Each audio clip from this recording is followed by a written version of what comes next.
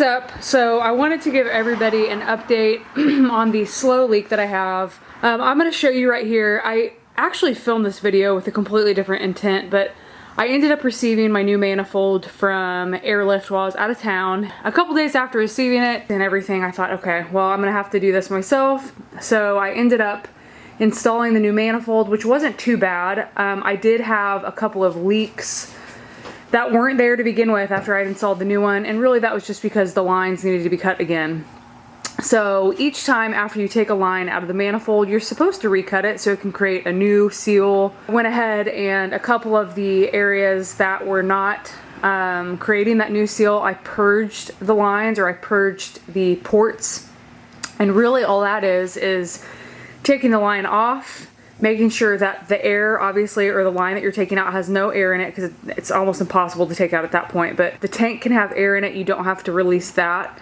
But whenever you take the line out and then there's no line in there, you just press the button as if you were trying to fill it with air.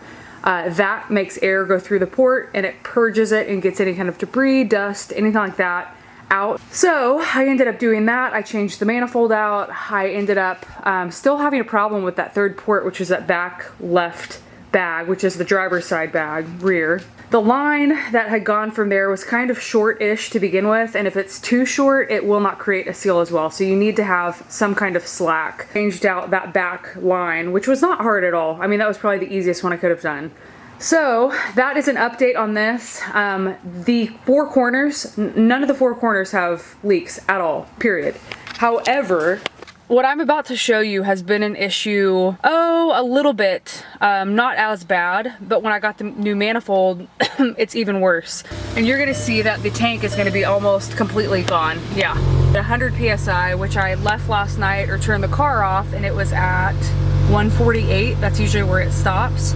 I'm losing air somehow in my tank.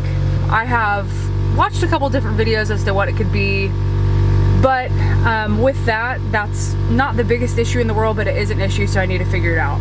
As you can see though, all four corners are where I left them. Whenever I go up my driveway, it's weird, so they're never the same, or usually what I leave them at. But I definitely have zero leaks in any of my corners, which is wonderful. I have not experienced thus far. Say hi to Dolly. But like I said, I am experiencing the loss of pressure in my tank, so I've got to figure out what that is from. So there are certain things I'm going to check, but in the meantime, got everything switched out, got the old one sent off, and they were going to test it to see exactly what was wrong, which obviously was the valve I showed you guys, or the port or cartridge, whatever you want to call it. So that's it for this video. New manifold's in, no leaks on any of the corners. I just got to figure out why the tank's losing pressure.